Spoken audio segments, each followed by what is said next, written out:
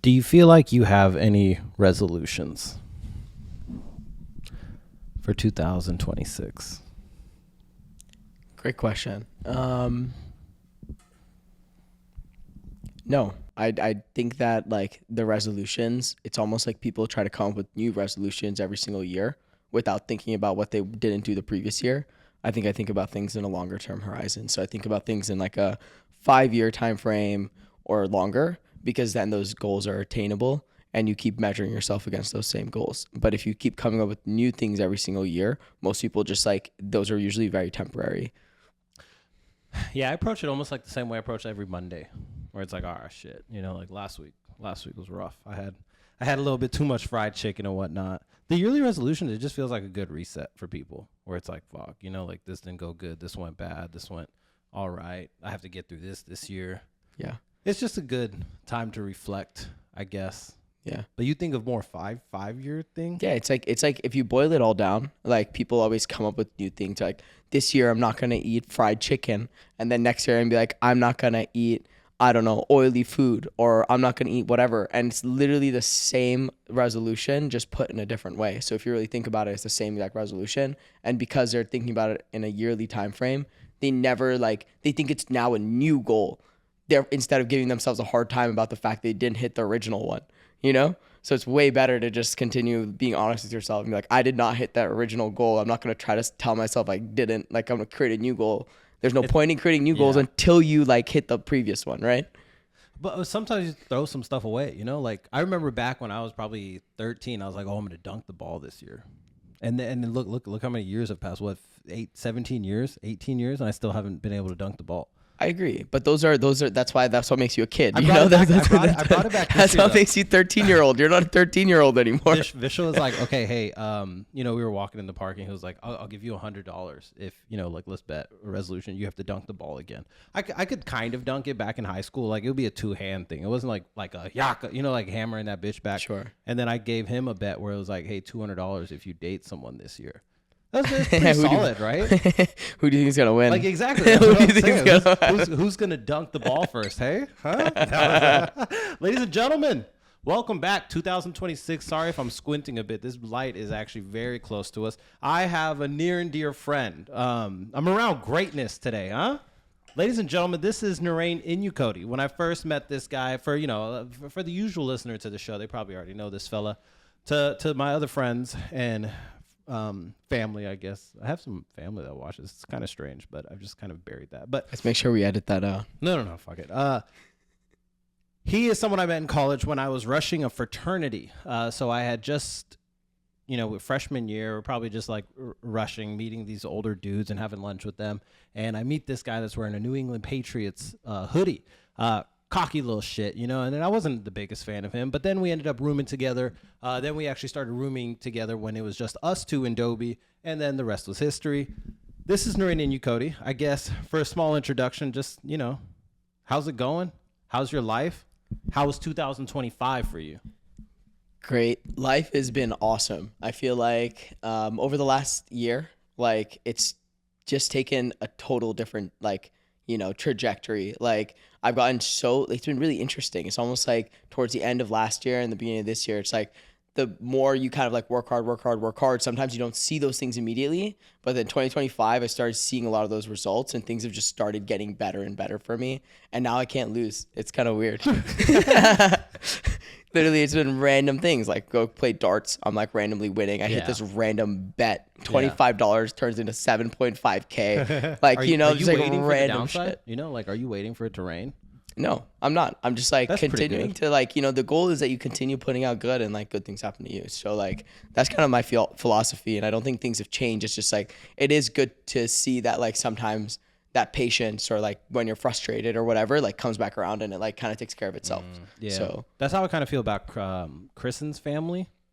Another friend of mine, his dad's always this positive guy. Kristen also being a positive guy. And then things just always are just it not like it works out, but it's the energy you put out is what you get back. Yeah. They'll win random raffle for Super Bowl tickets. And it's how, what? How are you doing this? I saw this, meme on Instagram. It was whatever. One of the things that it said was you know, like there's this person holding up a trophy in first place that's like sad, and there's a person in third place that's like, you know, super super happy. So it's just, I think it's all about like framing like your like, you know, success. So when you're really happy and like, you know, you're framing your success and like you celebrate all your small wins and you celebrate other people's small wins, there isn't any jealousy, there isn't any like comparison, good things start happening.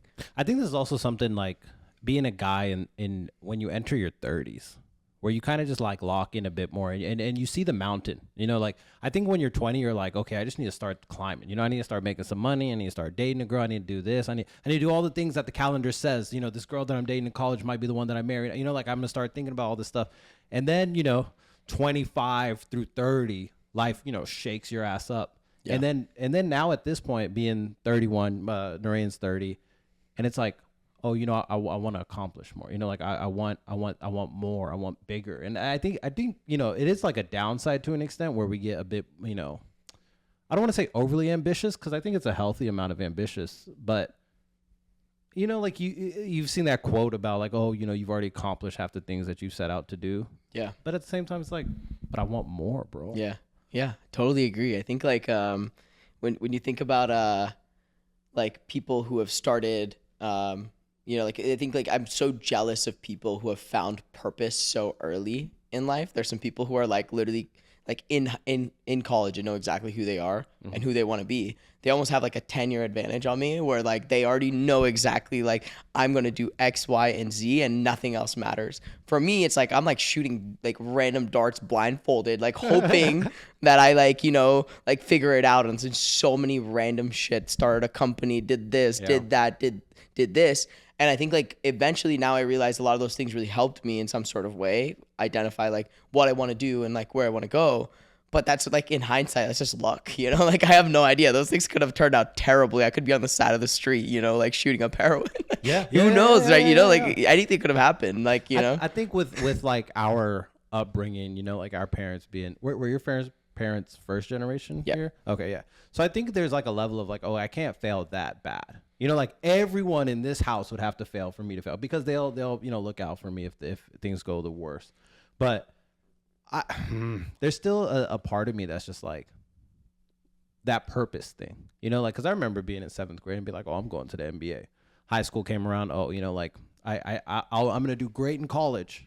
And then you get to college, oh, I'm gonna I'll own a business. Yeah. And then you get out and it's like, oh, I'm in this corporate life. But you know, that's the difference, where you started corporate, then you went down some of these other paths of like, whether it's startup, now you're at, you know, more, I guess you're not at a start. Well, like you now I'm back at a startup. You are, yeah. But you know, you join more established companies. Do you have like an idea for yourself where you're like, this is what I want my life to look at, like at 35? Yes, I do. But I think like one of the things is that I've always had that like idea, like, you know, like that song, that Drake song, 25 sitting on 25 mil, you know, like that was like my high school like motto, you know, like that was it. How many mils? None. All right. None. And I think, and it's like, the thing is that like, now it's like, it's because hitting 30 or like getting closer in the late 20s, it's like, you know what you need to, like, you're okay with sacrificing things that are experiences in order to achieve your goal, because you have a longer term horizon. It's like that stupid, I hate the stupid one. It's like instant gratification. You know that like story where it's like, you know, do you want 1 M&M now or do you want 3 in like a week? Like I want that 1 M&M now and I want 3 in a week. Yeah. Like I don't want both. I don't want to have to pick and choose, you know, like I want both. So how do I, like, my entire life is just almost like, how can I get exactly what I want now and get what I want in the future? And I think you start learning that like you once you figure yourself out, you know what you are willing to sacrifice now in order to get stuff in the future, and things you aren't willing to sacrifice now for like that stuff that you like you want in the future. My biggest thing has just been do something, you know, just keep doing something, keep knocking. Keep knocking. Eventually something will work out. You know, like you just keep beating at this thing over and over again. It'll be fine. Like I think I was walking with Isha and Vishwa and they were like, oh, are you going to continue the podcast, you know, post dad life? And I was like, you know, yeah, I'm sure to like take a slow down a bit, but at the same time, I've come too far now to stop, right? Something has to happen at this thing where I've now, this is episode 91. That's kind of like, oh, okay. He's doing this now. It's not just like a hobby and whatnot. The Kunal podcast, you know, that thing fell short. But I think once he's fucking done with goddamn dumbass business school, we'll be back. But I'm at this point where I'm like, okay, this has to turn into something. Yeah. You know, like, okay, I need to maybe take 10%, 20% of mind away from work, the thing that actually brings in money, and then put it over here and see what can happen with it. Does it get acquired? You know, you can like sell it, you know, like everything that can happen with the or they're like, hey, here's a game show. You want to host it? I'd be like, fuck yeah, man. Yeah. Like, I don't like making these videos every week. Like, this shit sucks. Yeah. So I don't know. The grind right now is like. I mean, I think it's really cool what you're doing. Like, I wish I kind of got that earlier. I think for a long time, everything was about money. You know, like it's almost like everything I'm doing or the decisions I make about what job to take, whatever, is really based on like money, right? For me, like I care a lot about startups and that side of things. So that's for me is like my passion, right? In the same way that this is kind of like your passion.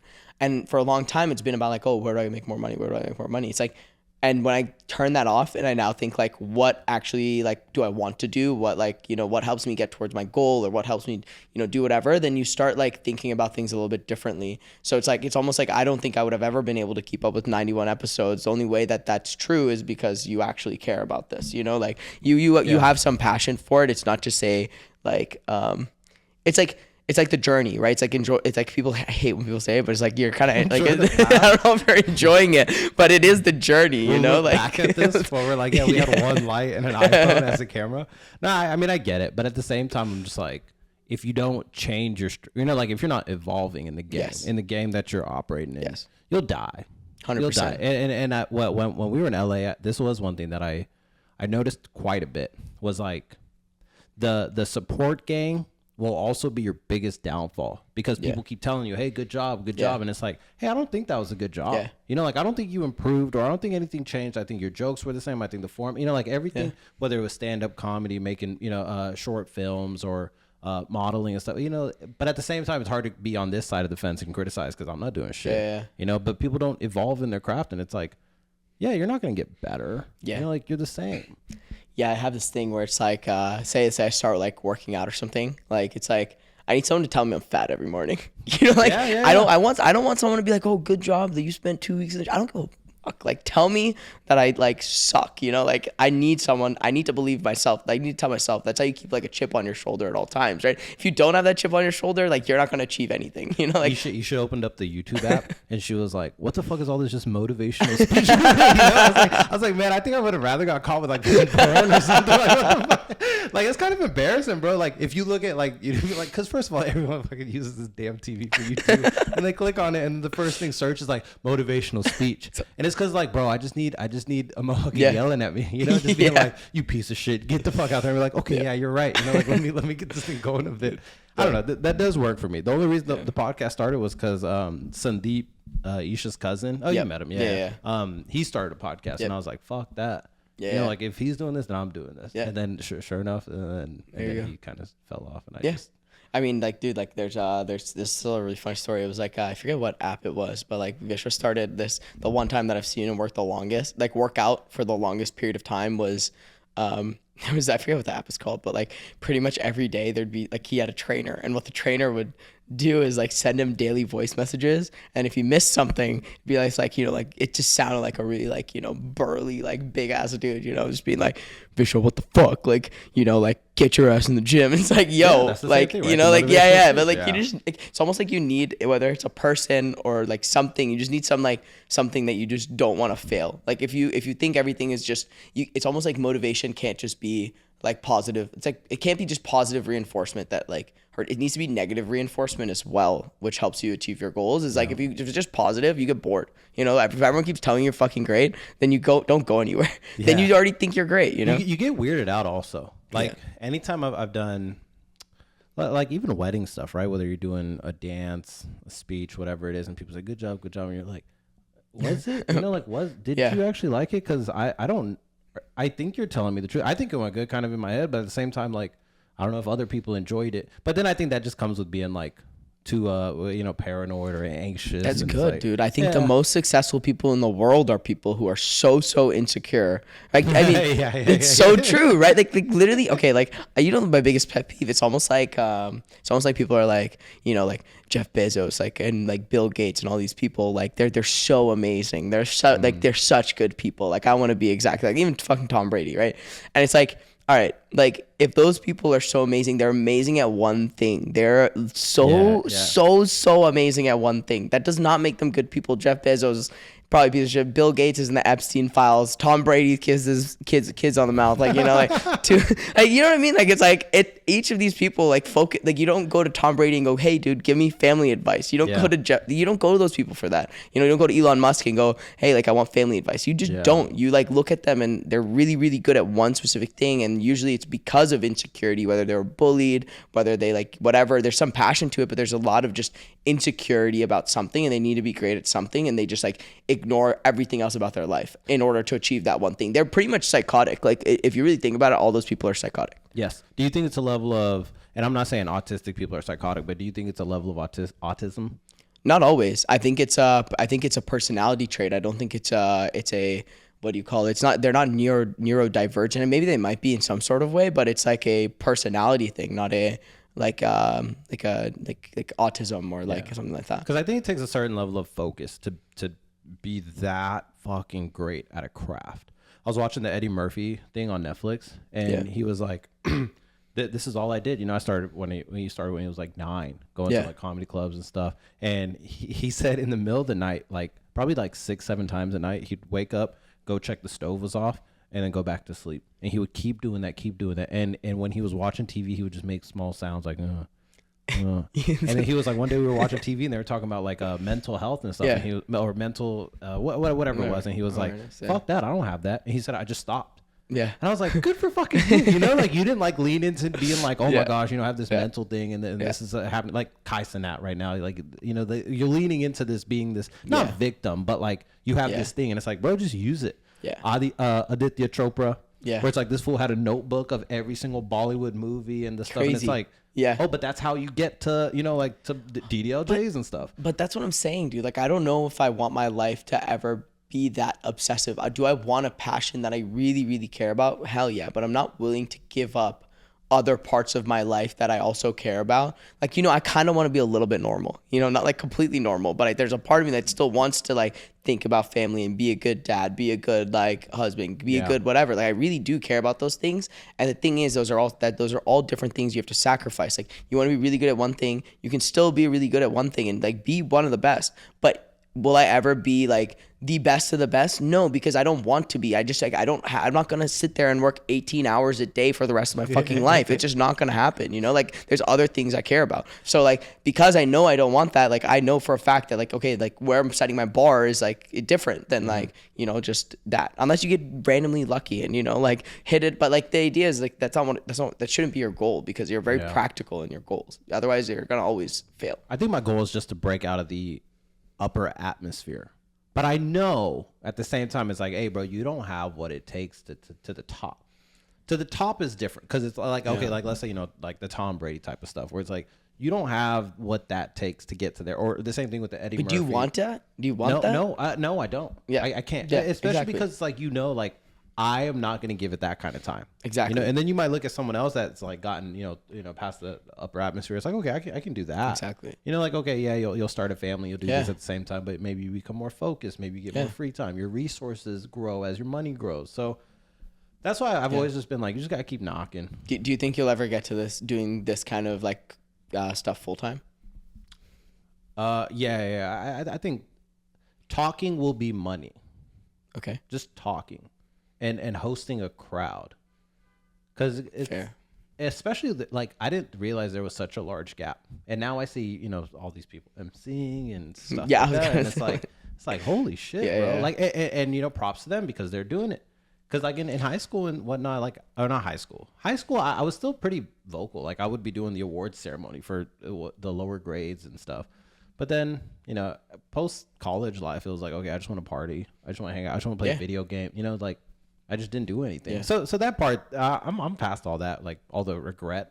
You know, it's like whatever. I did it. I fucking did it. No, I mean, dude, if you came back to it, that means you really still care. If you did it, if you went down all those other paths and like now you're back to like, oh, that's what I want to do. It's almost like justification that like this is something you really, really care about. That's worth your time. You know. Speaking of autistic dudes, how do you feel about us taking over Venezuela?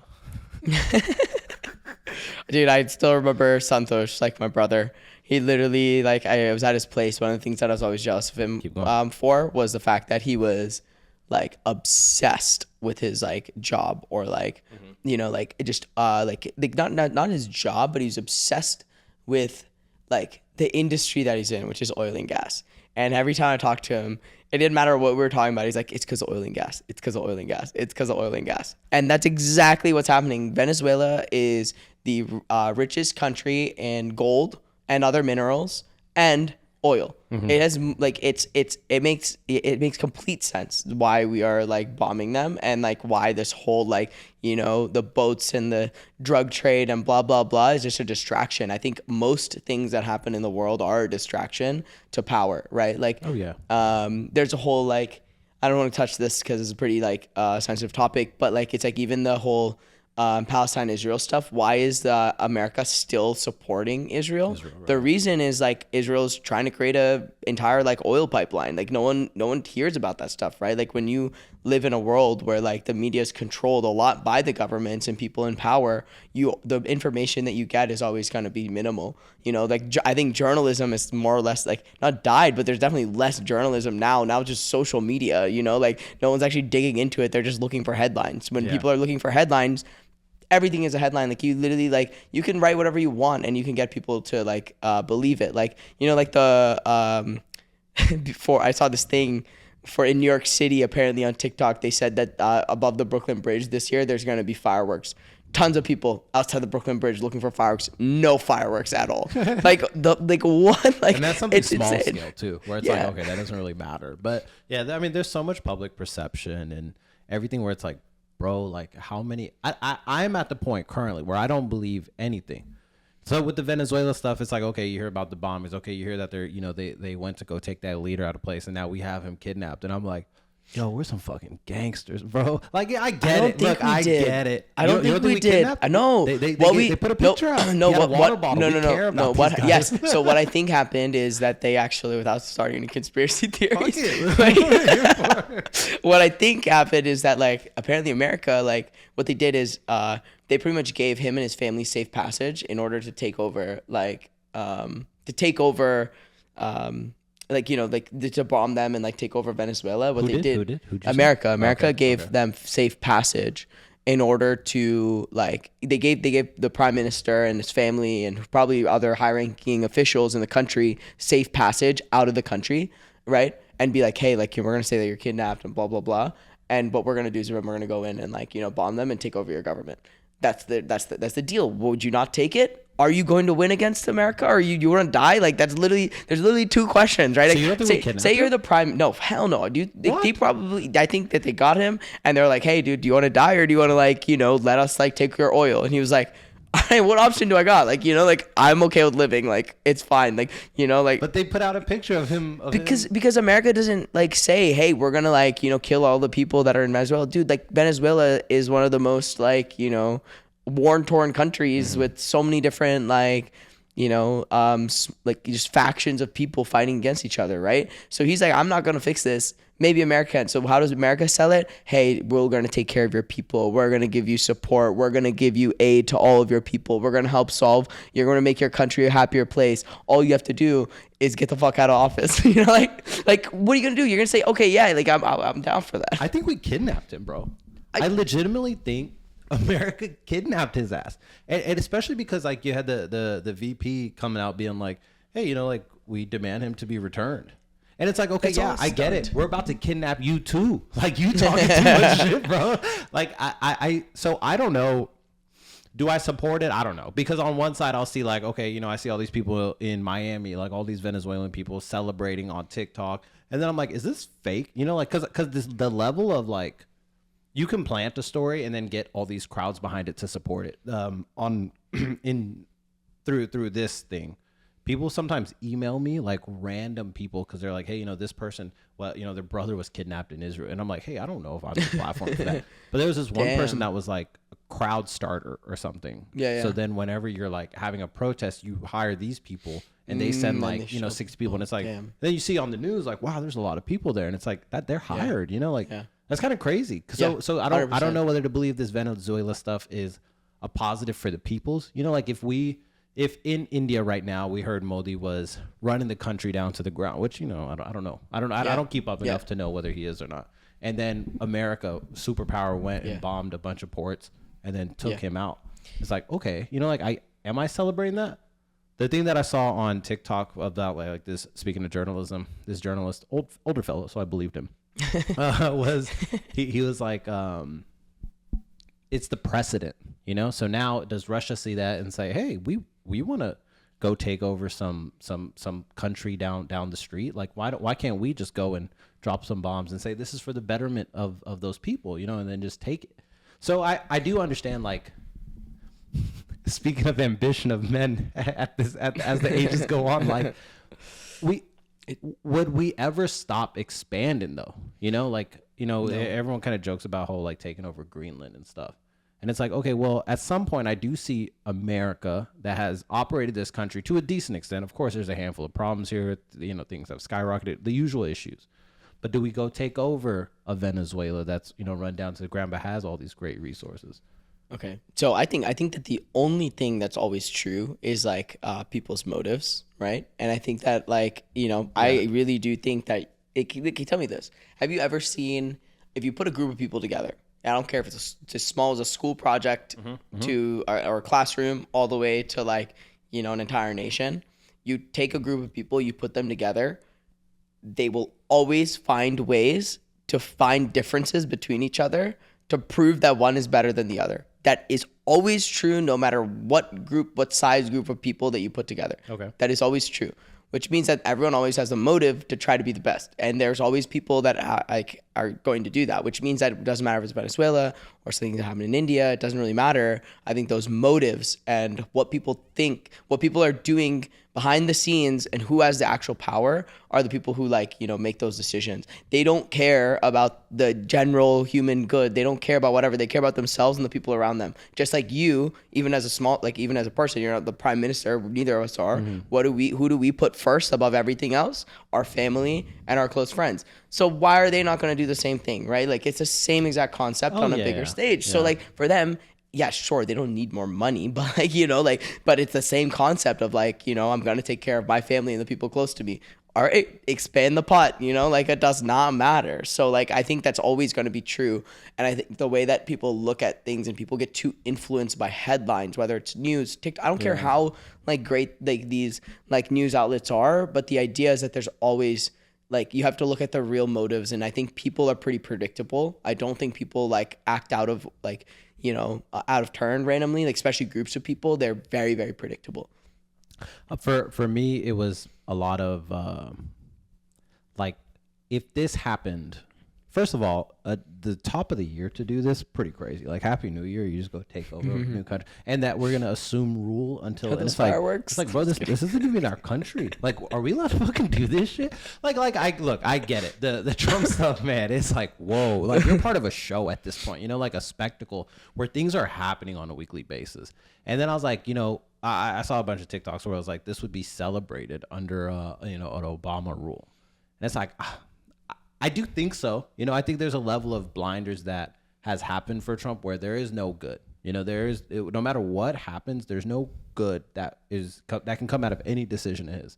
And that level of almost like tunnel vision. It's like, hey man, how are we gonna get anywhere with this? And so that's why even like whatever he's done that might be positive or whatnot, I'm kind of just over it, because I'm like, I don't like this whole this shit. You know, you go into a room, you kind of have to watch what you say until people loosen up, and then you make a little Republican joke, and it's like, okay, you know, like, this is a safe space. But people are like, you know, people be tight about this shit. Yeah. How is it in New York when you, like, have these types of conversations?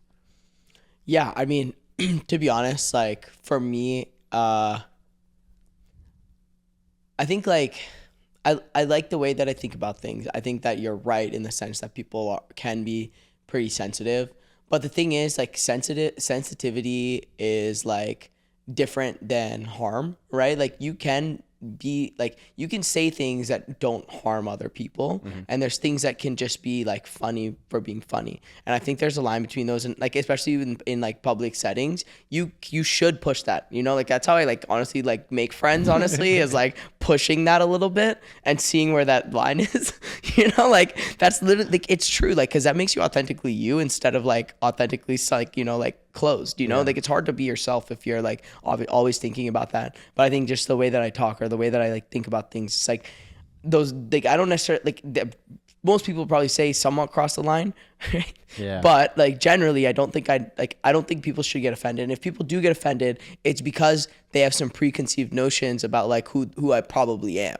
right? They're like, oh, if you said that, then he probably believes this, right? And because they make that like connection, that's what drives them to like be annoyed or be pissed or like give you attitude. It's not because of what was said, it's because of what they think you think, but they don't know what you think. So it's dumb. It's actually worse for them. They shouldn't be doing that. Like, I think you should like ask questions instead of like doing whatever. All it takes is being like, hey, like, you know, like that's not funny. Like, why do I, you know, like, how about this or whatever? Crack a joke back the other way, you know, like crack a joke. Like, just have fun. Like, stop taking everything so goddamn seriously, you know? Like, it's like when you're out and you're having a conversation, this isn't a business like networking event. This is not your manager that you're talking to. This is a social setting. You joke about something, say something back, make it entertaining. The goal is to have fun. The goal is not to like prove that you're better than someone else. That is not the goal of going out. But man, it's like religion. Politics has reached the level of like Christianity religion, where it's like, hey, it's not good enough that you have a belief. It's we need you over here. You know, like it doesn't matter that you're seeing both sides of the fence. You need to be on this side. And it's like, bro, like it doesn't fucking matter. Like I remember when I got berated about voting in Texas, and it was like, and now, you know, like every single time it's been when was the last time we had a president for 4 years and we were like, man, that went really good. You know, like it's never happened. Dude, I think the world has become a really complicated place generally. And what's happening is because there's so much information out there, a single person is unable to comprehend all of the different things that might lead to a decision anymore. In the past, it was like, this country, like, you know, invaded this village. Okay. Yep. All right. That's fair. Done. Like, it's very simple. Like, you know, you killed a bunch of people. Well, they're going, and then they killed this entire village, and now they're going to the next one. Okay, fine. Like, all right. Like, what are they doing? They're probably trying to take us over. Now it's like so much information, and like the world is so much more complicated. And I don't think that people just need a reason to be angry. Like they need a purpose. They need something. They need an identity, right? They're not happy with themselves, or they're not happy with like their existence. Therefore, they're trying to pick other things to make themselves feel better. That's my opinion on it. And I think that the more people think about themselves and are just like, you know, like tune out the other stuff, like focus on things that actually matter to themselves, then like I think they will be less stressed and they will be less worried. I think there's one thing that, you know, maybe you have a better answer to this, but it's like there's a lot of like atrocious stuff that happens around the world. Like, how do you make peace with the fact that like all those things are happening?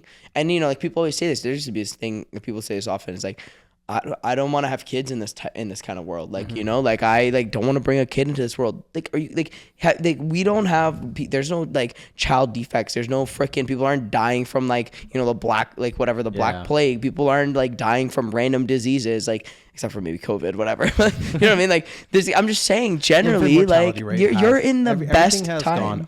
Yeah. You're in the best time to live ever in history. And people are saying, oh, I don't want to bring people into this kind of world. Like, wait, like that doesn't make any sense. Like, what do you think? Like, do you think like, I don't know. I don't understand why people say that today. It's a lot of scary stories. So many scary stories over and over again where, you know, like even the thing that like, I'm harping on the Trump bit, so I'll stop in a second, but it's like, you know, the biggest thing was like, oh, he's going to take away women's rights. Yeah. And it's like, hey, I don't know if you've been paying attention, but whether it's left or right, women are getting hoed either way, bro.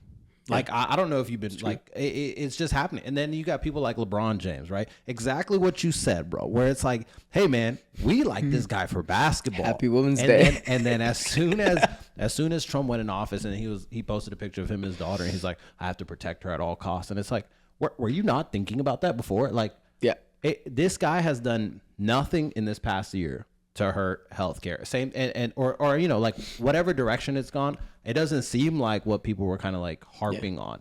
Same thing with kids and stuff. Yes, I do agree that it is a very fucking expensive time to be in this world. But at the same time, everyone that I've talked to about it, they're going to fucking 10,000 weddings. They're staying at $1,000 night hotel. And it's like, hey, I feel like we just got bad spending habits. You know, like this world seems somewhat affordable, right? You may take a hit of like where exactly you live. You're not living in primetime New York or Houston, whatever it is. You can go to the burbs and have a nice life. But I think people just like it's like a fear mongering, you know? So I guess like let's draw an analogy to like relationships a bit, right? Like say like you've been really awesome, right? Like you've been like such a good like husband that you are. And like how long of a leash you got? You got a long ass fucking leash. You can say what you want. You can like hang out anytime you want because you've been great. Say you do something bad. Say you like you know, mess up and you forgot something, whatever. How long of a leash you got? Nothing. Everything you do, every single thing you do is judged, no matter what, right? Like it's like, oh, he didn't wash this dish. It's not in the dishwasher. Oh, he didn't do this. Every single thing is criticized. In the same exact way, I think that when you're liked, you have a much longer leash. That doesn't mean that person didn't have to make the same hard decisions. It's just that like you just start getting judged in a much harsher way because you have such a short leash. I think that's what it is. I want to come back to that leash thing, but the final thing on like this people's almost like binary thinking now is like people have just stepped outside of the standard deviation where it's like, yeah, you know, it's fine whether you're on the left side or the right side or in the middle, it's cool, but like you have now passed this 70% mark and now you're kind of like in the crazy zone. But, you know, and headlines take over so much stuff. Whether obviously the P. Diddy stuff, it's like, all right, let's get him out of here. You know, like it is quite binary when it comes to some of these things. Yes. But I remember I was at a family function and we were playing that game where you like Wavelength. Holy how the fuck did you know that based on this? We were playing Wavelength and the thing was Jay-Z, you know, and the clue was like he's a really bad person. And I was like, wait, hold the fuck up, you know? And then he was like, oh yeah, didn't he have an affair? I was like, motherfucker, didn't you have an affair? Like, what the fuck are you talking about, bro? Like some of this stuff has gotten too crazy where you know, like people are like, oh, Huberman had 5 wives. And I'm like, okay, yeah, but I'm listening to him about how I can grow my hair back, bro. I don't give a fuck about the fucking wives, bro. So some of that stuff I've just gotten like, you know, like, does that mean this? You know, and sometimes when I hear people think about it, think through things like that, where it's like, oh, because they're bad at this, they're bad at everything. Oh, Chris Brown, you know, he did this. He's a horrible person. It's like, okay, if you feel like that, cool. But then don't say crazy shit like, oh, he can't dance. It's like, all right, bro. Like, what are we fucking talking about here? Yeah, I mean, I try really hard to never judge right or wrong because I don't think. I mean, yes, there are some things that I think There's morally lines, there bro. are wrong, the right? R. Kelly line, the P. Diddy line. 100%. But like, you know, like like this is terrible. I can't believe I'm saying this, but like if you really take this whole like R. Kelly and if you take like even take Hinduism. Where are you going? No, don't worry. Okay, This is a crazy place to go. Safe, this is a crazy place to go. All right? Take like Hinduism, take like the entire civilization all over, like, up until probably like 200 years ago, right? Old men were sleeping with 13-year-old girls. That was a thing for thousands and thousands. Like, all of civilization. They're sleeping with teenagers. They're getting married off to like kings and whatever, right? So like now, like you're saying, hey, that's not right. I'm just saying it's wrong. It is. I personally believe it is wrong, right? But that is my personal belief. But I'm saying that it's really interesting to think about the fact that for thousands and thousands and like, you know, since the beginning of time, that was not a wrong thing. So now all of a sudden it's a wrong thing. Who's right? Who's wrong? I think is it better today? 100%. Do I think that it should never happen? It should never fucking happen, right? Like I'm very, very strong on that. But it's like I try not to like think about that because times change. Like, you know, like people always. I won't get into the other stuff. Like when people say, "Oh, you know, Elvis dated a 13-year-old," and I was like, "Yeah, but you know, like if he had done that today, it's fucked up." Yeah. When people say like people giving Tom Brady shit for dating someone 20 years younger, and it's like, bro, like she's 30, you know, she's 30, he's 50. Like, what are y'all talking about? The R. Kelly stuff was weird, right? Yes, for me, But do you understand the right or wrong thing? It's like there is like it's really like it's. I think people want to like the only person they can choose right or wrong is that person, right? Like it's just. When you look, it's like right or wrong is a personal decision. It's not a global thing. I think what happens is that people assume that's right or wrong and they expect other people to think the same exact way that they do. And that's what's stupid. And I feel that way about like, you know, my dad's been really into like spirituality and like, you know, we're talking about like religion and stuff. And what's really interesting is that like, you should be, I love like that everyone has their own religion. Strongly believe that they should they should believe whatever they want to believe. I think all religions, no matter what they are, like are great. It gives we'll come back to that, but the biggest thing is what I hate is when people go, okay, like, you know, I like believe this, therefore everyone else is wrong. That's when it pisses me off, because who cares what other people believe? If you're happy and it gives you answers and you like, you know, harmony and peace, go do it. Why are you worried about other people? Because you believe it's right? Because okay, so then believe it's right. But like, and you can tell other people if they ask you, but like, you can't go around and be like, that person's wrong, this person's wrong, this person's wrong. It's like, relax, you know, but that's what's happened with, like, you know, politics, religion. I mean, religion, that's been a thing. I think it's more accepted now, religion. I think people don't even hate religion as much, more so as just like just race.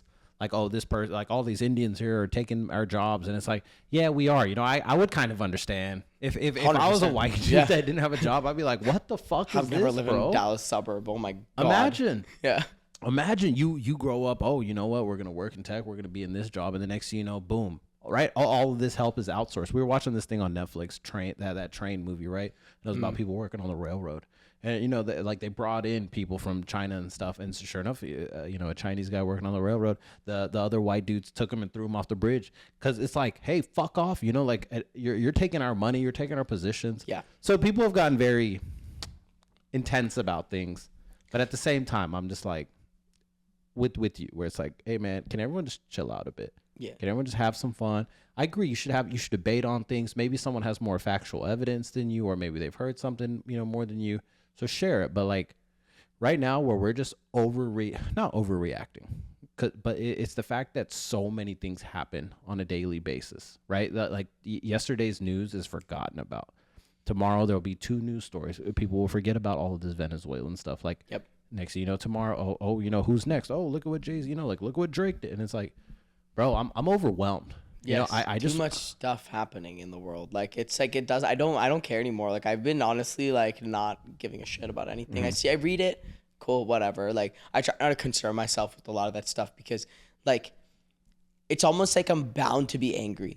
Like, you know, like no matter what, like I'm bound to see something and be angry. And I do not like, if I don't see it, I don't know. It's gonna happen. I don't care if it's that or something else. There's always some terrible shit happening anyway. Like, if I don't see it, it's kind of like a little bit of ignorance bliss. It could be a bad way to live life, but I think it's like you only have one life. Like, I'm not like I can solve that problem by knowing about it. Like, what do you want me to do? Post a square on my like Instagram? You know, like like what are you talking about? Like, that does nothing. You know, what does it make you do? Make myself feel good? No, it makes me feel worse. You didn't post a black square. I never. You did, right? I know. Wait, no, I didn't. No. I did not. If I pull up your Instagram, it's not there. It's not there. You deleted it. Yeah, it's not there. I think I deleted it. I don't know if I ever posted it, but I don't think I ever. I don't think I ever posted it. I don't think I was really using Instagram at that point. But that's the reason. Yeah. But would I have done it? I think I would have at that point. Yeah. But like, I do think it's fucking useless. Like, I don't think I would not do it anymore. Like, now it's like, now I realize the whole like ignorance, it's a facade, because right? But even if I did post that black square, it wasn't because I didn't know what I was posting it for. It was because I didn't want the scrutiny of others. Now I don't give a fuck anymore, right? Like, in the past, I cared a lot about what other people like thought about it, and like, you know, like what they wanted. So now I would like, you know, like post or like do things because other people like, you know. I don't want the heat. Yeah. Now I want all the smoke, dude. I want all of it. Like, give me whatever. I'm very happy with myself. You want to ask them like, hey, what did your black square do? You know, yeah. I find myself in pockets like that. Yeah. And so I'm just like, bro, I don't want to do any of this stuff for the antics. Social media has created a lot of like a facade to some things. Yeah. I don't know, bro. Yeah. I think people like bandwagoning on top of like trends or whatever, but I think like the thing is, people who are creating trends are the ones that are like very unique, and they don't care about the rest of the world. If you really look at people who are putting out unique music, putting out new things that people haven't heard, like, you know, being creative, whatever, achieving new things, they're not looking at other people and going, what are other people doing? What can I do that's similar to them? They're going, I don't care about anyone except my own thoughts, and I care about myself. That's it, you know? So like, and when you have that mentality, that's when you actually achieve greatness. It's like, you need to be so like, like confident in yourself. And that doesn't mean that like you assume that other people are wrong. You just, everything that happens, you listen more than you talk. So you listen to all these different things that are happening, and all of that does is help you think, formulate your own opinions, and then you stick by your goddamn opinions until you hear something else that changes it. Until like, but no one who's created anything that's new or like interesting or whatever in any industry has gone and looked for other people. Yeah. So looked at other people. It's like taking teachings versus instructions, like learnings. You know, like I'm listening to it and I'm taking what I want versus like, oh, I'll listen to that. Yeah. We're gonna have to take a quick drink break real quick. Why do all dudes in New York all look the same? Especially all the brown dudes. Like this is new evolution with brown dudes. I think that now, especially brown dudes, like they've started dressing nice. They started having like, they get nice haircuts. People actually kind of think brown people are attractive now. Whatever, brown people in general. Yeah. But the thing is, you ever go to like one of these stupid like New York City parties and all you see is the same brown dudes just posting up like that. Don't say a word. They can't talk. They have no personality. And it's like where like that I think is the next evolution is like, okay, now we look good, we're tall, like work out, whatever, but still cannot talk. And I think like that's kind of like I think the next thing that will make us better as a brown population. I don't know if that the social awkwardness I think is an Indian thing mixed with this generation thing. And I don't know if it's social awkwardness as much because it's weird, right? Because there's one line where it's like these people are the most comfortable people in front of a camera being what we would think is cringy. But at the same time, you put them in a room full of people and it's like, hey, why can't you swim? Like, why aren't you bouncing around? Like, but I think that's club culture in general, right? You remember when you and I would do bottle service, right? The objective is I'm going out, take bottle service out of it. I'm going out to drink and to dance. Yes. The dancing aspect has now just died, right? Everyone's just posted up. Everyone's wearing these fresh outfits. I agree that the style has increased tremendously. You remember what the fuck you and I were wearing? I was wearing like a fake Richard Mille watch. That shit was like a fucking brick on my hand, bro. And I look back at these pictures, I was like, damn, bro, I was wearing shorts and spare, like, it was bad. I would clown myself if I saw, like if I saw you wearing that today, I'd be like, what the fuck? Yeah. So the social thing, I don't know, that part sucks because you see it with the older people. You still go out on these bachelor parties and stuff. You want to dance and stuff, but the younger people, they just trying to sit at the house, get high a little bit, and it's like, oh, okay, I kind of get it. I think there's different types of people, right? Like I don't think that like I think if you're like introvert or you don't like that, like you don't have to try to be like that, like just but the goal of going out, there's so many ways to go out and have fun. You can go out and have fun by like going there, chilling, talking, like looking at people and like having a good time. Whatever it is, do your thing, right? But the problem is that like, like one of the worst things I fucking hate seeing is like these people, you go out with people and they're like, oh, let's go do some laps. Let's go let's go talk to her. I was like, please stop. Like, go look at the fucking. You never said that? What? No, never in my life. Went out never. And you were like, we need to take a lap. Never. You've never said. Never. Okay, ever. So I'm okay. First of all, I'm not a fucking cornball. Yo, Pod, listen. You take a lap. No. You always take a lap. My goal is never to go out and then like my goal is always to go out and have fun, right? Like my goal, like if I'm going out at this point, it's to see a DJ, it's to like go to a friend's birthday or go to whatever. My goal is to talk to people around me and have fun. And the thing is, when you are less concerned about the fact that you have to like, talk to this person, talk to whatever, people come to you. Like people are attracted to you instead of you going to have to go like, entertain. Like you don't have to go find it. These other, like these people like I'm talking about literally just go take these laps and then they walk up with some fucking cheesy ass pickup line. And then it's like, or it's just like, borderline sexual harassment. And then they're like, all right, oh man, like they're doing work. Okay, let me go sexually harass the next one. Like what? Like I think this is terrible. I hate that culture. Like you just go have fun.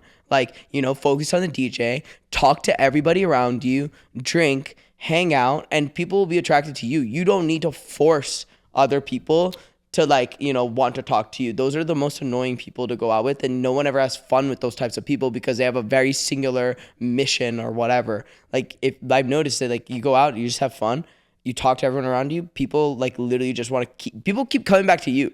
You stand there, by the end of it, everyone wants to talk to you. you know? You're cooking. Keep going. So when you were talking about laps, I think I was thinking something separate. But this, I agree. Where these dudes be coming out with you, and then it's like you already know that they are here for one thing, and it's like, bro, you're fucking up the vibe. Yes. You know, like the worst. The vibe will get you to that finish line, but you trying to just run to the finish line, like, Yes. bro, no. Yes. You have to vibe. You have to play beer pong. You have to talk to dudes. You have to talk to all the ladies, like.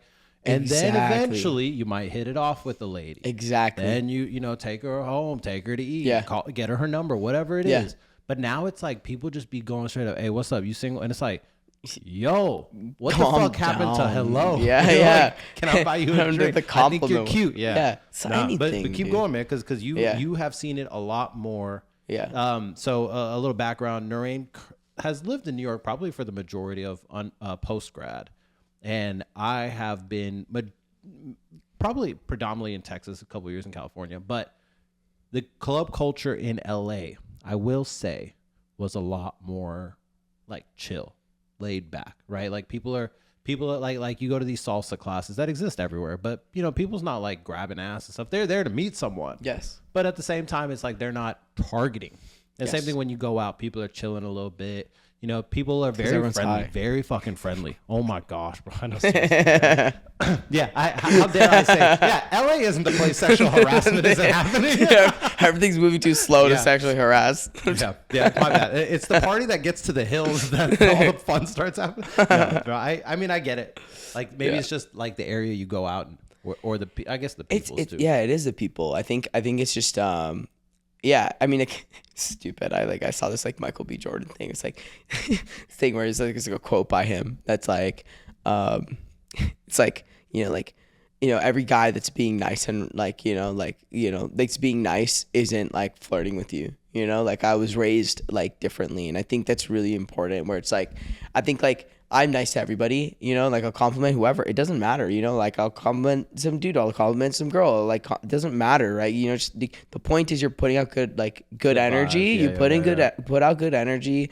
Like people have fun, people want to hang out with you, and then like the thing is, like the person you might be wanting to talk to is also going to like feel the same way. And like it's almost like practice. Like if you're yourself and like you always are good, like you have good energy, those things will naturally happen. Like I've just noticed like, things just like naturally come back. And like, you know, like whatever you're looking for comes to you. Like also you might have there's no doubt. Like I love this whole like, you know, I think there's some point where the guy needs to approach the girl. I still do believe that. But I do think that like it's not in a weird like way where it's like now that like you realize that everyone else is like, you know, like talking to you, you've made a bunch of friends, you want to go talk to someone, you can go talk to that person. But it's like this weird stuff happens when like you're completely out of touch on how to talk to a human being, and now you're automatically trying to talk to this like woman, and like the words that come out of your mouth are just gibberish, you know, because you just don't know how to talk to another human being. Because if you talk to another human being like another human being, that person is going to like you or not like you. Yeah. But you don't have to like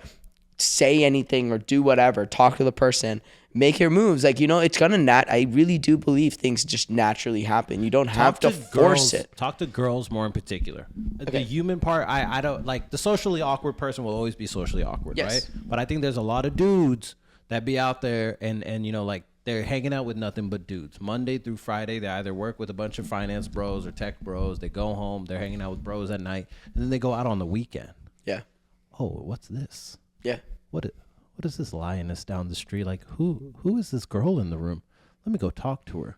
And it's like, oh, you have no fucking clue how to talk to a girl. You know, like talk to you everyone else spend, first. you Do spend your practice. But the thing is, they don't know, right? That's what I'm saying is like throughout the week you have to, or like what I'm saying is go back to talk to everyone. So you're at a party, you talk to everyone during your day to day, whether you work with girls or you're just going out to a yoga class or you say hello to the instructor, whatever. Yeah. Talk to people, because then if you can talk to all girls, then you show up at a party and maybe you have an interest on someone. Then it's like, now you know how to just smooth over that versus like, you're just I mean, do you think it just has to do with alcohol? No. Like maybe this younger generation is good with it. I don't think they are. I think that's even worse. I think now it's all about the stupid ass DMs and weird ass like things. Oh, I saw you somewhere. Like what? Like get the fuck out of my DMs. That's how they operate, bro. Why do you think, outside of just like the general excuse of health, Yeah. why do you think this generation isn't drinking? Good question.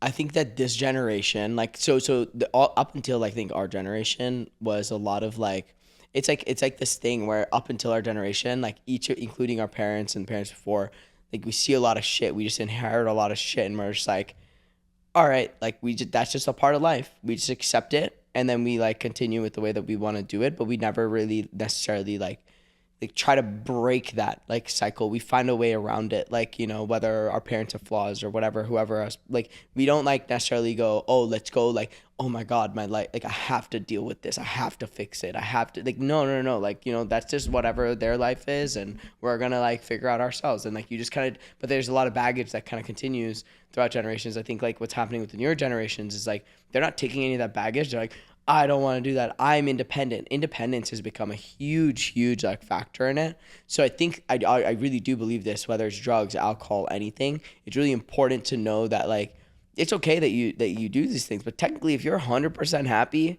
all the time, you don't need that shit. Like you really don't. It is helpful. Like, right? It's like it's not need, but it's like I think it's necessary. Yes, but exactly, because life is fucking hard. That's why it's necessary. But I'm just saying, technically, if you are like in a perfect world, if you're so like happy, Yeah.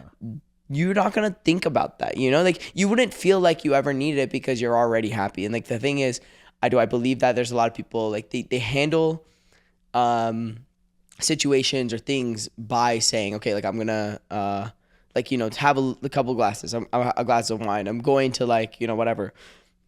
And the reason is because they're like, okay, like this is gonna make me like better. It's this weird, like it's this weird psychological thing. And I think it's not bad, but where it becomes a problem is when people go, okay, I had a couple of glasses, have a couple more. Nope, then it goes downhill. Then you don't become better, you become worse, right? So like, I think that's the like learning. I think people, but back to your original point about like why this generation doesn't, is because I think they're a lot more independent, and what they're doing is because the previous generations did drink, they're like, I don't want to do that. I don't want to do that. I think it's more rebellious than it is like anything else. I think it's like they did it. I'm better. You know, I'm gonna be independent. I'm gonna be better. I'm sure some transparency has helped a lot with this era of social media. Like, you know, we had our fair share of social media. We would see big news stories, right? Like, oh, this drunk driver did this and that. But like the amount of stories I'm sure you see on TikTok now where it's like, oh, this person alcohol, this person alcohol. Or like now you hear about all the stories, right? Oh, this person in Nickelodeon was always drunk. So alcohol is seen as almost as much more negative light. For me, I guess maybe a lot more of our generation, maybe we notice someone in the family, you know, like drink a lot. And it's like, you know, like, I don't know about that. Like, you're kind of timid. And then they tell you, don't drink. And then eventually you have a little sip. You know, you go to college and you're like, oh man, I've been suppressed for a little cool bit. Now. I'm gonna explode, you know? And so, yeah, some people develop a bad relationship. Yes. Some people handle it well. But now this generation, I feel like it's all like, they welcome you in the door to drinking. So they're like, no, I'm good. Yeah. So like, yeah, exactly what you're saying, right? Hey, I want to be independent. Yeah. You know, I'm going to do my thing. I see all this downside. I'd rather do blow. What the fuck are you talking about? All right. Like here's another part of it. Another part of this is that like, okay, they've never been in a social setting without one of these, where like your entire life you can text people and then you can run away. From what age? From what age? What, dude? But like, okay, fine. Like what age? Like, when did you have your first phone? I got mine in, I don't know, 7th grade. The first phones that we had were not as addictive as these. Bro. Yeah. I had a certain amount of minutes. I literally could only text like 200. Yeah. Dude, yeah. Like it's like it was crazy, right? Like so, like I think the other big part of this is that like if your life, the reason that why do we drink? Nervous, anxiousness. Yeah. Like we have to be social, right?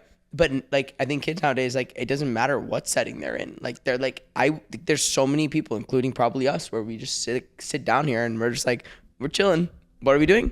On our phones. Yeah. You know, like but before it's like, okay, if you don't have any of that, what are you gonna do? Like around, especially if we're around in a group of people, like what do you do? You know, creative. You have to talk with people. Yeah. The video games used to be like you and I have to be on the same couch. Yes. Right. The togetherness part. Because the iPhone addiction, I don't want to say that that's only a younger generation thing. my parents are addicted to their phone. I'm addicted to my phone. Sure. I'm like, okay, I get it. This is just an addictive But that's why device. alcohol sales are going down generally across the board, not necessarily whatever. I think alcohol was always used as a social lubricant for so long. And the fact that you don't necessarily need to be social when you see other people all the time because you have your same, trusted, like close people on your phone allows you to not have to feel the need to drink or feel the need that you have to like, there's less social pressure. There's less peer pressure. There's less like, whatever, because like you have an escape. So we sound like such old heads, like, no, we don't. They can't do this and that. I don't know. The iPhone thing's crazy though. And I was thinking about a joke around like, that's why going back to the talking to girls thing, our generation might be better because it's like we were limited to what we could say. We had to be so precise in that 200, and you're not getting all 200, right? You're getting maybe like 10 a night. Versus like this generation, you could talk on and on and on and on. And it's like, oh fuck, they just talk. Do you know how much I've learned about women and their feelings because of Instagram? What are you talking about?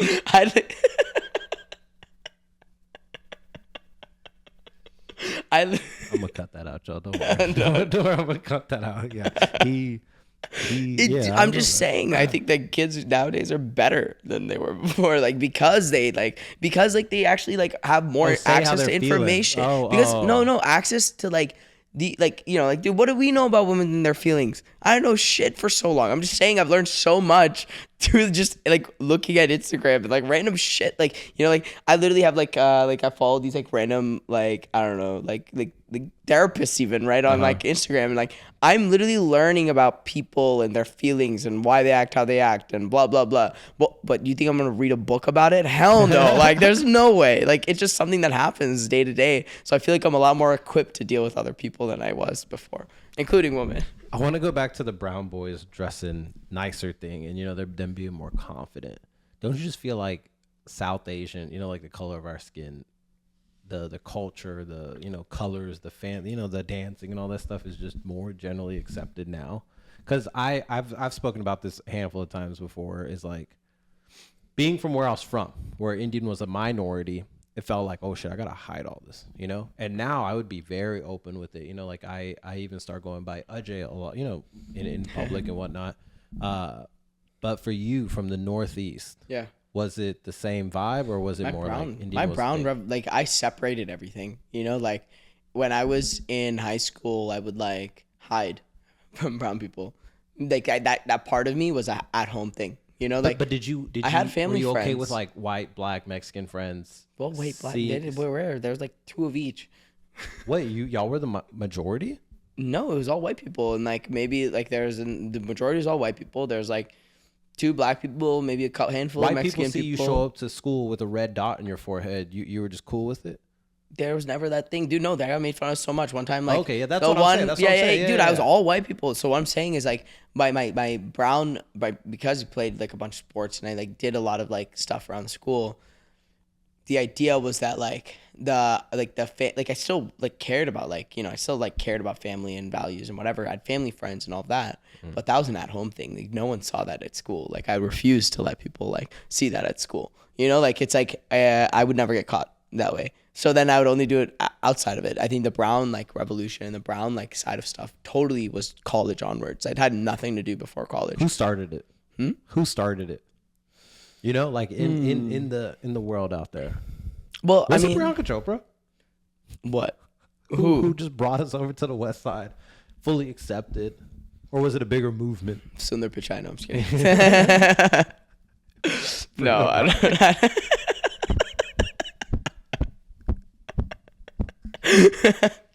I don't know. I think just I think it was all the white people who started dancing to Bollywood music on TikTok. I do think the weddings have a big part of it, where people are like, "Holy shit!" First this was crazy. Oh, your elephants and this. Now people are like, "Whoa, this is like a spectacle." Like yeah. I mean, dude, like the thing is, like where I grew up, like every brown person that I knew was their parents were either a doctor, lawyer, or engineer. That's it. So like it was really interesting. It's much different down here, bro. Yes, I learned a lot. Hotel business. I learned a lot about brown people, like the whole 7-Eleven jokes. Mm-hmm. I didn't know what that.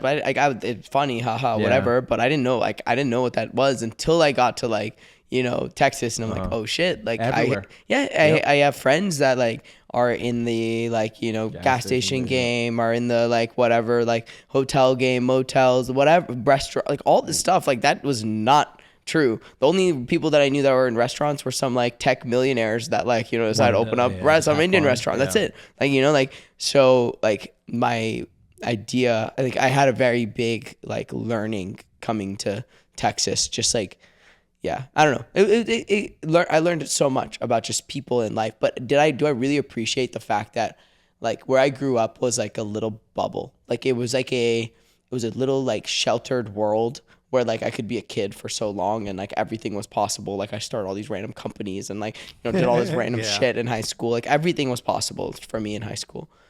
And then you learn more about the world as you get older. Do I like that? Yeah. Like I think like I hear about like friends who had to deal with a lot of things that like, you know, like in their lives at such an early age.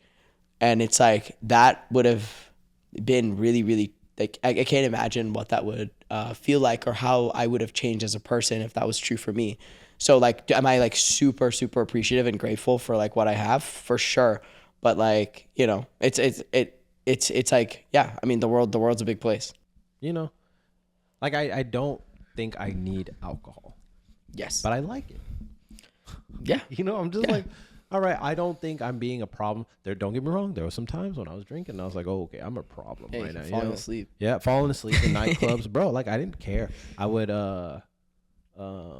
just be like falling asleep in my clothes, food on, you know, like I'm like, all right, bro, dude, I hate that shit. I hate when people are sloppy now. Like I cannot stand them. I cannot go out with people who don't know how to take care of themselves. Like it's just like a pet peeve of mine. I see it. It stresses me out. Like I just like I can't like hang around people who do dumb shit and then like, you know, like it just stresses me out at this point. Like it's like when I go out, no matter like what I'm doing, like I'm never not in my senses to be able, like, could I drive? No, but like, am I still in my senses that if someone needed me to handle something, I could? Definitely. Like I think I can definitely. I'm always in that like mindset, which is pretty interesting because I was for a long time. I feel like I would always have that like mentality when I came back to New York for the last year.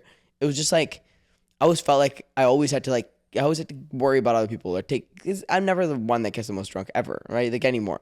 So okay. You said anymore. My bad. Anymore, yeah, like anymore. Like there's definitely a point in time that's true. Like, but like it never me. So like, except for 30th birthday, different story. But but the fact that it's like a once in a while thing, right? It's the frequency that hurts. But that's what people do. Like sometimes even people who are like older, they think that like, okay, I'm gonna drink less often, but I'm gonna get sloshed and like messy like whenever I drink. That's not helpful either. Like we have a really like good relationship with alcohol. The idea is you have a couple, no matter what. I don't care if it's been 3 months that I haven't drank or like 2 days. It does not matter. Like it's the same amount of alcohol that makes me happy. Like it's never any more or less. And I hate seeing other people do it because it stresses me out. Because then it always falls on me to take care of it because everyone else is fucked up. So like going to like one of the big things what I was getting to is like going to Europe and like that whole like trip that I did. That was the first time that I felt like I didn't have to worry about shit except for myself. Drink to die there. People drink. No, people were doing dumb shit too. But like I didn't know them. It didn't matter. I met them 2 days ago. Who cares? You know, like the first time in my life. White knight. The first. I'm not a white knight. Trust me. I'm not. I'm definitely not. Definitely Vishwa. Like for me, that was the first time that I felt like I could like everything was about me. You know, like I put myself first, and I think like that was a really, really big learning. Fuck, this fucking shadow's on me. I didn't see this until now. This shadow right here. Oh, that's fine. No. I feel you because like one of the not most interesting, an interesting conversation I had with Sandeep was I was asking like, oh, like have you drank it? Like how's the sober life being? He's good. He's like, you know, like I'll break it now and then. Like every 6 months or whatever it is, and I'll revert, and then I come back, and it's like, oh, cool, you know. And he's like, oh, are you drinking tonight? I was like, okay, you know, like I love it. I love this shit. And he's like, man, that's because you know how to handle it. When he said that shit, I was like, dude, how fucking dope of you. Like you have acknowledged, hey, when I have a couple of these, then it turns into 4, or then it turns into 5, or then I start doing something weird. And you know what? Fuck this. I'm gonna be over here. Yes. It's like cool. You know, not everyone that's drinking. Like there's a handful of people out there that know. Yes, they know. No social pressure. They like fuck it. Just go drink with people that drink.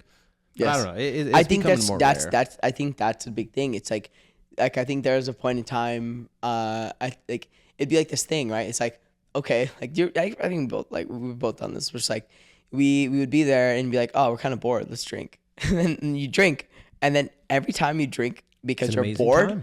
no, What are you it turns talking about, into bro? dog shit. It turns into the worst shit. Say you're out in public, and you're like, oh, like, you know, like, I don't know, this is not fun. This is not fun. You drink too much, the worst time ever. Nothing becomes more fun. Yeah, I feel you. You know what I mean? I'm Like- saying like when it's like a Sunday morning, it's like should we just Okay, yeah, not like that. I'm talking about like when you're out, like say You're you're trying at to a push bar it. or something. You're Yeah. pushing it because This will get funner if I alcohol drink will more. not help Yeah. you have fun. Alcohol, if you're having fun, will make things maybe more fun. But if you're not having fun in the first place, or you're angry or sad or whatever about something, It'll alcohol just makes push things that. so much worse. It does not make things better. It might make things better for yourself in that moment, but like what happens is it's annoying for everyone else, and the next morning you're gonna feel even worse than you did the day before. You know, so like it's the worst thing. It's that's a bad relationship with alcohol. I think good relationship is that it's almost like any of these substances are like it's you do them because you know what you want. And I think like the biggest thing for me is like when you have a bigger purpose or there's something else that's always more important to you, that's when you like it's kind of restricts you a little bit, where it's like it helps you be like, all right, like I'm having fun, I don't need that extra, you know, like I don't need that extra shot, I don't need that whatever. I'm still a serial. I do this a lot. I like literally, I love buying stuff. So I go out and I buy like rounds of stuff, or I'll like, you know, like, you know, because it doesn't ever change. Okay. Buck shots to now, like none of that has changed, where I still go out and I buy like tequila shots. And then what I do is I literally pour it out on the ground or like in a plant or like hand it to someone else, and I hand them all out and I'm like, I don't want it. I don't care. I don't care about it. It's like I like the action. I like the action. Okay, yes, of yes, it. yes. I don't pro. like taking it because it makes me fucked up. Because dude, these people are drinking like 10 tequila shots. I'm gonna die, dude. Like I can't do that. Like I will actually be on the Lightweight, bro. ground. What a lightweight, huh? I will be on the ground Jeez if I do Louise, that. Look at this fucking marshmallow over here. Handle your liquor, bro. You have to take the shot. What do you mean, If you handle your I'm liquor gonna is the disagree with exact you on that. problem. If you order the round of shots, you have to take a shot with the group. Hell Unless it's just like, oh, you don't drink. Cool. But if I you don't order care. the round of shots, you have to Nope, participate. I don't care. What do you mean, bro? I That's don't crazy care. as hell. That's I don't crazy. care. That's like a three dudes in a room. A guy goes to a bar, buys 2 whiskeys, and gives them to the other 2 guys. That's weird, bro. No. How's that not I weird? won't buy drinks. I'm not talking about drinks. If I buy drinks, I will take too. my drink. I would always take drinks. I'm talking about shots. I like the idea of You having have to shots. take the shot. I love Yo, the don't action listen of to this shots. guy. No. I agree with you that Yeah. the action of the shot is more intoxicating than the Dude, actual how cool shot. you look when you're like, oh yeah, like let me get When a like round of 10 shots shots, come round around? of shot. Yeah. That's the point. Like I love that. I just don't care about taking the shot. Take- I Yo. like Yo. that's the trick. I'm gonna cut whatever he responds to this out. Take the shot, bro. I've spent a good amount of time just like I think for a long time it was about timelines and about like, you know, doing things at the right time, or like the pressure of all that stuff. And the idea is that it's because of everyone else doing it. And now it's like finally I'm just like, I don't care. I'm gonna do whatever like makes me happy. And like that has been like very, very like influential in the way I approach things and also my own happiness, because like before it was all about comparison. Do you still feel yourself comparing yourself to other people, or like, you know, timelines of other people? You have now friends that are somewhat getting married. Everyone else is kind of like having a kid. Like now they're kind of on the same page, but now you're looking at outwards of that and you're going, oh, like I need to start this podcast. But before that, did you ever feel the pressure of like, oh, like I need to do these things on a timeline? Yeah, because you were part of the same boat. Yeah. So you feel So I like, hey, influenced you. like some of y'all not rowing as hard as some of these people. And I felt like I was in the back of the boat for a while, where it's like, oh shit, you know, like I'm not dating someone, like so these people are. But I never felt this pressure of, oh, I have to start dating someone now. My parents felt like that towards me. You know, at like 27, they'd be like, hey, you know, like, why aren't you dating anyone? Like, should we, you know, find someone for you? And I did feel it for a bit. But then if you don't, like, I think hyper focus on it, things work out all right. Same thing as like when a dude is targeting someone at a club, you know, it's like, it doesn't work out for you like that. But in life, as far as comparison, where some people have made more money, they made this and that, I'm like, I was super focused on that in 20, you know. But the thing is like, you don't realize the gap from, if you graduate college, you're making 60K to 120K. More than likely, those people are living similar lives. Same thing when you get to maybe 150K to 200K. You're living kind of the same life.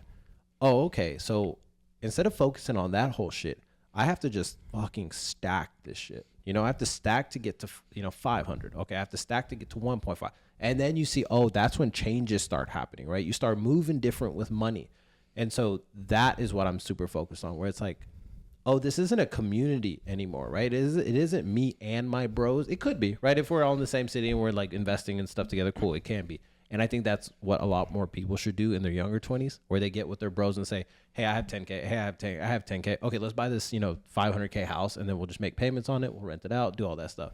But now when you have a partner that also has an income, I think it's like, what are we going to do? Yeah. Like, are we going to go buy a Pilates studio? What is the next move? Because this reporting to people shit, it is good. The golden handcuffs are gold, but true. At the same time, do we want more? Yep. And if you have that ambition, then you have to match it, right? You can't just sit there and bitch and moan where it's like, oh, like the corp, like it's so unaffordable nowadays. It's like, go, bro.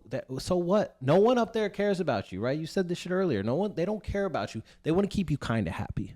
They want to give you a Black Friday sale. They want to just sprinkle some shit on you, give you a celebration, but then they don't care, right? You're still eating. You're still living a life. So that's what I'm super focused on right now. And I don't have this idea of like, oh, this is how this friend's doing. This is how this friend's doing. I just don't care. Like you can't. You'll die. Yeah. You'll die trying to find that. It happened a lot in LA. Boy, don't get me wrong. I would get in bed. I would open up Instagram. I see dudes telling jokes, and I'm like, how? How the fuck did he get this gig? Like I messaged them on Instagram. Like, why the fuck can I get? So that shit used to kill me, and I do think that's why I have a lot more gray hair now. Where I was like dying in that shit. Yeah. Don't look at my hair, you whore. but they are not me. It just came to it. That's why I put it on this side. I got to a point where I was like, you can't complain unless you're gonna match the effort that they're given. Yeah, I think that's a good way to look at it. You used to compare quite a bit. 100%. You and your cousin. Sure. Or you would get pitted against. So then Like I think it's cousins, people. It's whatever. I think there's it's kind of interesting. I think a lot of it starts from parents being like, the whole thing, brown parents being like, oh, you got a 97, where are the rest of the 3? Like that's that kind of thing, right? It's like, oh, you did whatever. Like, like what's the next, right? And my parents one time looked at me like probably a couple of years ago and were like, hey, every time you talk to us, you keep telling us like all the great things that you've done. Like, you don't have to tell us that, right? Like, we love you anyway. And I was like, damn, like I need to stop doing that, like it's even like that like trend that kind of like also like transitions to like even work, where it's like, like every time that I like get into a conversation, or like you're even in a professional setting, the idea is that like when people come to you and start like, and you, even if it doesn't matter who they are, if you start treating everyone the same, or if you start trying to prove yourself to someone, you always have the lower hand. Like, you always have the lower hand, always. So like when it doesn't matter. I don't care if you're a billionaire investor VC that's literally like begging me for a meeting, or you're like a, I don't know, random person. I treat everyone the same. And it's like I ask you questions and and then you respond to me, and then I will give you my opinion. That is always true, right? And then I ask very interesting questions back, but I don't care how much money you have. I don't care how cool you are. I don't care anything, like, because I honestly like that it's a mindset more than like a real like belief. It's like, I think that I'm the fucking best, and like it's a mindset that I always go into everything with, because then it's like, then it becomes a very equal conversation. It becomes really good, because otherwise, even like say I get a new report, like I had this like new like direct report. He has like 6 kids, and like another one like literally has like all this stuff, and then they talk to me about like HELOCs and like daycare, and like I don't know shit about anything, dude. Like, it's like, why are you asking me for my advice about things that you clearly know that I have no idea about? And the idea is that it's because when they ask you questions, you just ask questions back in the right way that they feel really comfortable, because you probably know that they already know the answers to stuff. And it's like being that person always, like, it's not power. It's some of it's power, but the other part is just like people like trust you, right? And it's like, and that's always going to be true. And I think a lot of people go into conversations and believe that like the more they talk and try to prove themselves and try to like whatever, it's the idea is that they like do that. That's why what happens in New York is people, or even actually it happens more in Texas than New York, where you could walk in somewhere, the number one question, what do you do? So what do I say? Comedian. I've been telling someone comedian, and you know what they tell me? I come with a whole story. They go, oh, like, so, oh, you play like you know, like Comedy Cellar and stuff. And I'm like, no, I'm not there yet. You know, I've been trying, but like I'm not there yet. But like, you know, I play at like you know, these other like comedy clubs. I have a whole story, and it's like, you know why? It's because anytime someone asks you that, unless like, you know, you get to know them and whatever. The what do you do question is just because sizing people up. It's not sizing people always up, bro. It's literally you spend 40 hours of your week doing this thing. So that is the first thing I'm going to ask you about, because more than likely that's what you can talk about. So here it is, or that's how I perceive it when people ask me that. Maybe in some bigger rooms when people are like, who are you? You know, or like, what do you do? I can feel that, or that might happen. But more than likely, if you guys are in the same room together and you know, like, oh, this is a nice place. Like, I don't think people see people as like, oh, like I'm sizing that out. Unless it's like New York, Miami, dude, LA. There's no way to answer that question where the other person doesn't find a way to try to tear you down. Nah. Yes, bro. always. Head, no, it's not. It happens a lot. I hate when people ask me what I do for a living because I just don't want to talk about it. That's one part. Second part is like people, like, it doesn't matter, dude. Like, especially in New York, everything's very, very competitive. People just want to know. It doesn't matter if it's a girl, guy. It doesn't matter who it is. They're just trying to judge you and try to see like. And the thing is, say you say one thing, what they do is ask you follow-up questions, because if you say something impressive, they go, oh, like, you know, like. But like, you know, like, what does that actually mean? You know, like, blah, blah, blah. They get right into it. No. And then you know what happens when I'm in New York? I end up with more dudes' numbers on my phone asking me for a job than I do with like any girls' number. I literally end up with like 10 dudes' numbers texting me the next day. Hey, what's up, man? Good to meet you. Like, can I send you over my resume? Like, dude, like, it's insane. Like, I don't want to deal with that shit when I'm out. The goal is stop trying to fucking network. Like, you get to know someone. You should. No, you should get to know people and have fun. If you have fun, networking, bro. No one who's important likes going out and talking. Like, if you say at some point, I'm some CEO of some multi-billion-dollar company. When I go out, what do you think the last fucking thing I want to do is? Talk to people who ask me about jobs and ask me if I can get them a job. I would hate that shit. I act like that now. You're heavy in the same generalizing, bro. And don't get me wrong, I'm the king of generalizing. People are very general, dude. People are easy to read. People are very people much go out. They ask you what do you do for a living because they don't know what else to ask you. Then don't talk. No, what do you mean? Then don't talk to me. Don't talk to me. Don't bore me. Crazy, don't bore me for the next 30 minutes asking me dumb questions. If they ask you what do you do for a living, that's a waste of my time. They're already gonna bore you. But like, exactly. That's why I don't talk. That's why it's come with comedian and I leave the conversation. But I want to make sure I go back to that point of your parents where, you know, they made you say like, oh, where's the other three? And it's like, that's good. Yeah. I keep the bullying in place. When Helali was on the pod, she was like, her parents would make like, you know, fat stuff. And I was like, and look what it turned out to. You know, like, aren't you happy about that shit, bro? I think it's your parent. I think it's some people still feel they take it very negatively. However, like, if you can take it negatively and still love your parents because you found a way to like understand why they said it and still love them, then I think it's good. However, there's a lot of people in the world that like take a lot of stuff their parents say and it still is something that they've never actually like, you know, like, you know, processed correctly. You know, I think that was my biggest things I learned in my 20s, which is my parents have their own flaws. And a lot of the ways that I react or like think about things comes from the way that they react or think about things, not whether it's consciously, subconsciously, I don't know. But the idea is that like recognizing those things allow you to then decide what kind of person you want to be and take the good or whatever you think is good, remove the bad, whatever it is. But when you don't recognize it and you don't deal with it, then you form a resentment towards your parents, and it's your life. You can't assign blame to external factors. You hope the kid does it, right? As a parent, right? Me personally, I can't wait to bully my kids. No, 100%. But at the same time, like, you do have a hope in the back of your head where it's like, I really do hope they appreciate me at the end. You know, like, not at the end of all this, but when they're an adult, right? Of acknowledgement, of some type of like appreciation of like, oh, okay. You know, like, I understand why they made those fat. Oh, why they pushed me in school and stuff like that. Some of it, I do get it. Like, people are scarred by it. And maybe they, you know, they have their own stories. But me personally, I think you need to always. Okay, let me ask you another question. How much do you think you can shape your kid's future? 100%. I'll throw it at 80. Okay, how 60, so? 60. Okay, how so? Just a general guidance. One, you give them, so as a guy parent to a future girl, It's like, one, I don't want you to seek the attention of men, right? So I will be a fatherly figure in your life. Two, you do have to be well-mannered. You go into a place, you know, like the whole touching people's feet thing. I don't even care the aspect of like bowing thing, but it's like some type of show of like respect. Yes. So you you know, you do that stuff. You keep tidy. Like some of these things that do guide you good through life. But at the same time, right, you can't control the social media intake. You can't control the people that she's going to meet in school and whatnot. So that part I do think has a huge influence. But of course, as a parent, I think you do a lot.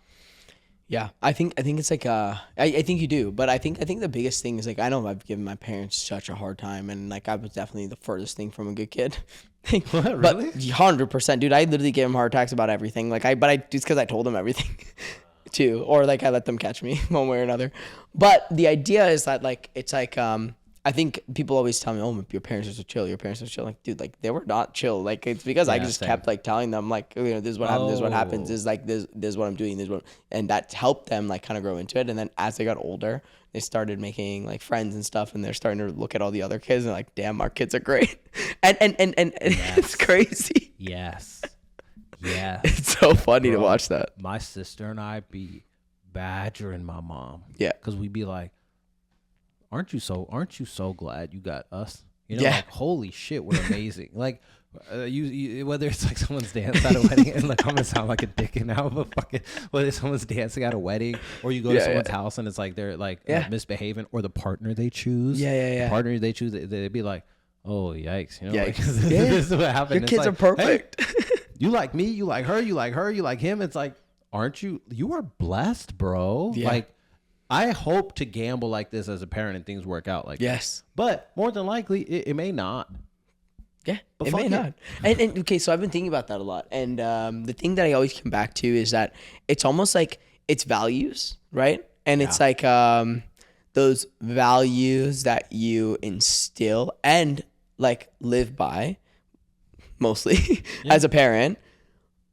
Those are the things that your kid will either notice or like take away. And it's like they are going to make mistakes. They are going to fuck up. They are going to like do the worst shit that you think that you would never do, whatever, that you might have not messed up in.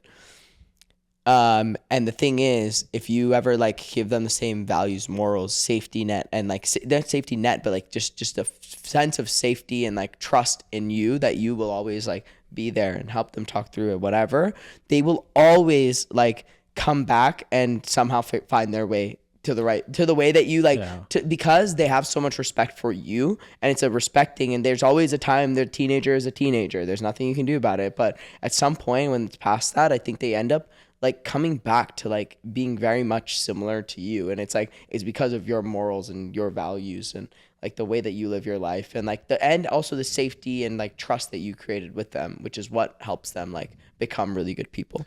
So you just hope so, though.